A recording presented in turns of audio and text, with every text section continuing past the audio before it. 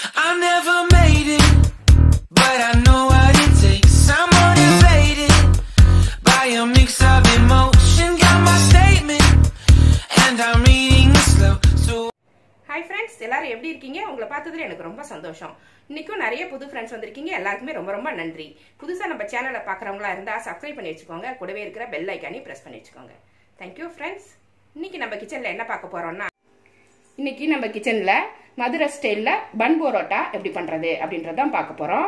மதுரை பன் பரோட்டா வந்து எப்படி இருக்கும் அப்படின்னா, ரொம்ப தேய்க்க மாட்டாங்க, மெல்லிசா தேய்க்க மாட்டாங்க, கொஞ்சம் குண்டு குண்டா தான் இருக்கும். அது குண்டு குண்டா இருக்கும். அதே சமயத்துல லேயர்லாம் இருக்கும், நல்லா அடுக்கடுக்கா இருக்கும், சாஃப்டா இருக்கும். அதை வந்து நம்ம இப்ப வீட்டுல நான் எப்படி செய்யறது அப்படின்றத அப்ப சொல்லி கொடுக்க போறேன். கடன்னாக்கா நல்லா வீச்சு பரோட்டா மாதிரி நல்லா விசிறிட்டு அதை செய்வாங்க. நம்ம வீட்டுல கொஞ்சமா செய்யறதால சின்ன சின்னதா நம்ம செஞ்சு காமிக்கிறேன். ரொம்ப ஈஸியா இருக்கும், சீக்கிரமாவும் செஞ்சோம்னா நல்ல டேஸ்டாவும் இருக்கும். நான் ஒரு 1/2 கிலோ மைதா எடுத்து வச்சிருக்கேன். இதுக்கு தேவையான உப்பை வந்து இது ஃபர்ஸ்ட் போட்டுருங்க. மாவுக்கு தேவையான உப்பு. இந்த மாவுக்கு வந்து ஒரு டேஸ்ட் கொடுக்கணும். அப்படியே பிசைஞ்சிட்டோம்னா சப்புன்னு இருக்கும், பரோட்டா வந்து சப்புன்னு இருக்கும். அதனால 1 ஸ்பூன் சர்க்கரை. இப்போ 1/2 கிலோ மாவுக்கு 1 முட்டை எடுத்து வச்சிருக்கேன். முட்டை வேண்டாம் அப்படின்றவங்க தயிர் யூஸ் பண்ணிக்கோங்க, ரொம்ப நல்லா இருக்கும். ஒரு கரண்டி தயிர் ஊற்றி பிசைஞ்சிட்டிங்கன்னா முட்டை ஊற்றுற அந்த சாஃப்ட்னஸ் வந்து தயிர் ஊற்றினாலே கிடச்சிரும் உங்களுக்கு. இதை ஃபர்ஸ்ட் நல்லா பிசைஞ்சிருவோம்.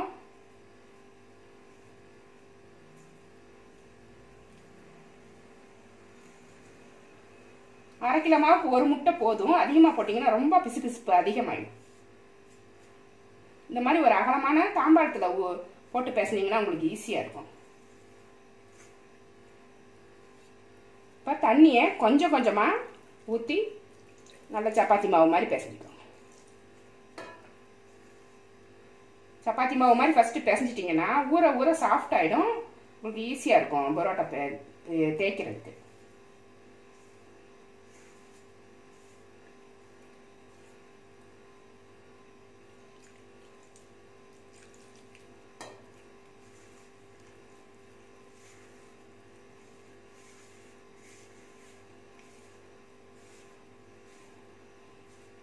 இது ஒரு 5 நிமிஷம் இல்லைன்னா ஒரு 10 நிமிஷம் கூட பிசைஞ்சிக்கோங்க. 5 நிமிஷமே போதும். ஒரு 5 நிமிஷம் விடாம பிசைஞ்சு நல்லா பால் மாதிரி கொண்டு வந்துடலாம். லாஸ்ட்ல எண்ணெய் ஊற்றி பிசையணும். இப்போ பிசைஞ்சாச்சு. பாருங்க, இன்னும் கொஞ்சம் தண்ணி ஊற்றினா கரெக்டாக இருக்கும். ஆனால் தண்ணி ஊற்றக்கூடாது, அதுக்கு பதில் எண்ணெய் தான் நம்ம ஊற்ற போகிறோம். எண்ணெய் தான் பரோட்டாவுக்கு நல்லா இருக்கும். ஃபுல்லாக எண்ணெய் தான் ஊற்றணும். ஒரு 1/2 கரண்டி எண்ணெய் ஊற்றிக்கலாம். அதில் லேசாலாம் எண்ணெய் ஊற்றினீங்கன்னா அது சரியாக வராது, உங்களுக்கு சாஃப்டாக கிடைக்காது. நல்லா ஒரு 1/2 கரண்டி எண்ணெய் ஊற்றி நல்லா தாராளமாக நல்லா பிசைஞ்சு எடுத்து வச்சிருங்க. திரும்பவும் ஒரு 2 நிமிஷம் இந்த எண்ணெயை ஊற்றி நல்லா பிசைஞ்சிடும்.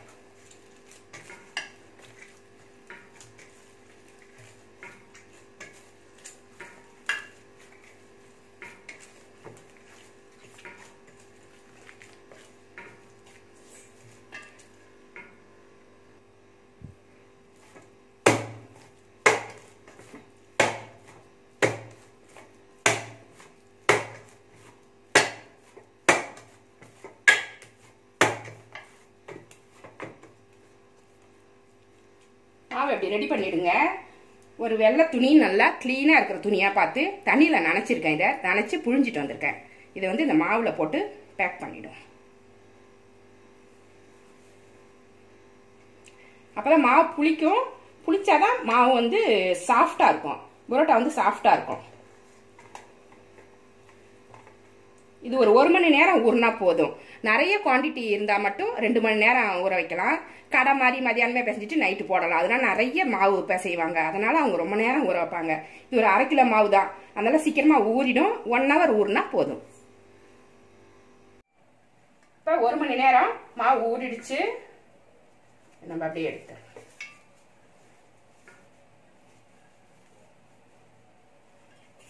கொஞ்சம் மாவுன்றதால சீக்கிரமே ஊறிடும்.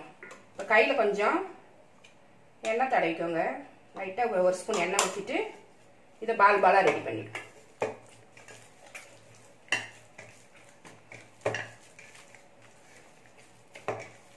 கொஞ்சம் பிசைஞ்சிட்டு பால் ரெடி பண்ணலாம்.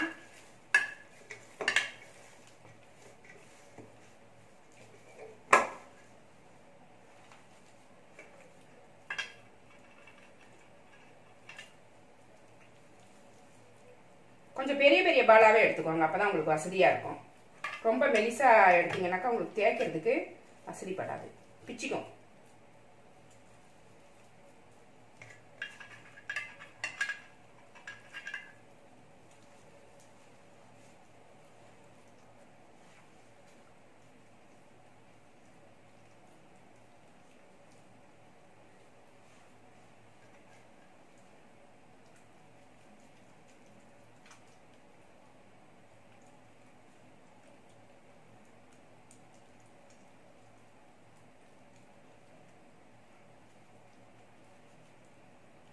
இது மாதிரி பால் மாதிரி ரெடி பண்ணி வச்சுக்கோங்க. எல்லா மாவையும் அழகா எண்ணெய் தொட்டுக்கிட்டு செஞ்சீங்கன்னா இது மாதிரி வந்துடும் உங்களுக்கு. அப்பதான் தேய்க்கிறதுக்கு வசதியா இருக்கும்.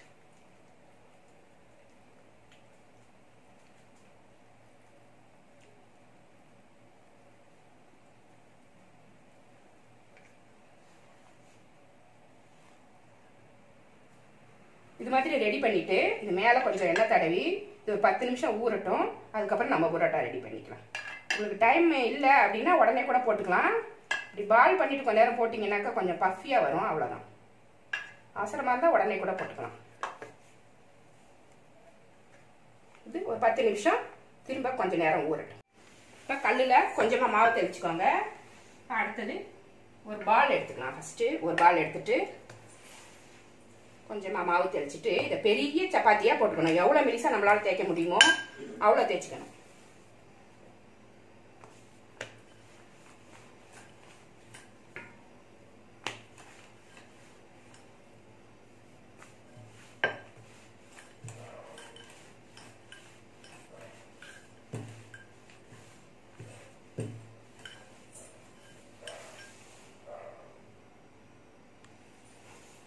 இது மாதிரி தேய்ச்சிக்கோங்க.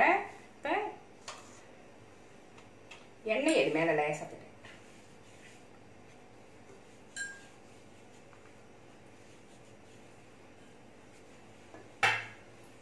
தடவிட்டு இதை வந்து எப்படி கொசுவை மாதிரி மடிச்சுட்டு விசிறி இல்லாமல் மடிப்போம் பார்த்தீங்களா, அந்த மாதிரி மடிக்கும்.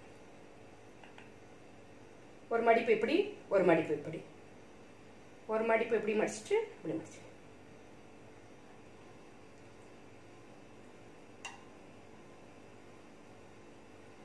இப்படி வந்துடும். இது இப்படி சுற்றிட்டு இது நடுவில் வச்சு இப்படி பேக் பண்ணிடுங்க. இப்படி தான் பண்ணணும் புரோட்டா. ரவுண்டாக தேய்ச்சிட்டு இந்த மாதிரி கொசுவை மாதிரி மடிச்சுட்டு இதை எடுத்து வச்சுருங்க. இப்போ இது ரெடி ஆயிடுச்சு. இது மாதிரி எல்லாமே நம்ம ரெடி பண்ணி வச்சுக்கணும். அதுக்கப்புறம் ரெடி பண்ணதுக்கப்புறம் இதை இப்படி கையாலேயே அமுத்தி விட்டுடலாம். அமுத்திட்டு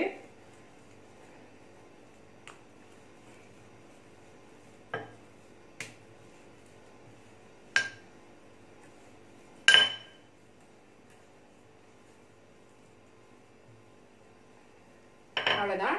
இது மாதிரி ரெடி பண்ணிக்கோங்க. இந்த மாதிரி ரெடி பண்ணி நம்ம இப்போ பொரிச்சு எடுக்க போகிறோம். இப்போ புரோட்டா ரெடி ஆயிடுச்சு. தோசைக்கல் சூடு பண்ணியிருக்கேன். அதில் கொஞ்சமாக ஃபஸ்ட்டு எண்ணெய் ஊற்றிடுங்க. அடிப்பாகத்துக்காக கொஞ்சமாக ஊற்றிட்டு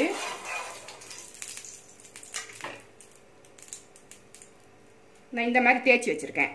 இது வந்து இதில் போட்டு கொஞ்சமாக எண்ணெய் ஊற்றி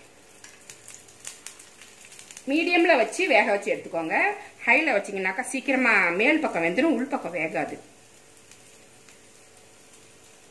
எல்லா மாவையுமே இந்த மாதிரி புரோட்டா ரெடி பண்ணி தாம்பாளத்தில் எடுத்து வச்சுக்கிட்டிங்கனாக்கா உங்களுக்கு ஈஸியாக இருக்கும். இந்த மாதிரி தேய்ச்சி ரெடி பண்ணி வச்சுக்கோங்க.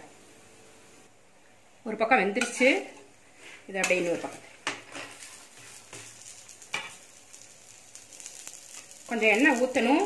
அப்போ தான் அது நல்லா பொரிஞ்சு நல்லா வேகும். எண்ணெய் ஊற்றலைன்னா உள்ளாரெல்லாம் மாவு வேகாது, பிசுபிசுப்பாக இருக்கும்.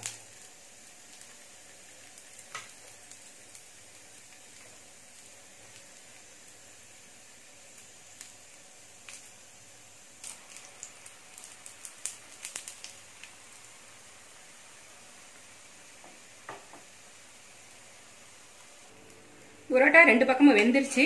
இதை எடுத்துருவோம். இது மாதிரி இருக்கிறப்ப எடுத்துக்கோங்க. இது மாதிரி எல்லா புரோட்டாவையும் சுட்டுட்டு நம்ம கையால நல்லா அடிச்சு எடுத்துக்கணும். அப்பதான் அது வந்து லேயர் லேயரா வரும். இது மாதிரி ரெடி பண்ணிக்கலாம். புரோட்டா ரெடி ஆயிடுச்சு. இதை சூடா இருக்கும் போதே கையால நல்லா அடிச்சிடணும். அடிச்சாதான் அது அப்படியே லேயர் லேயரா வரும்.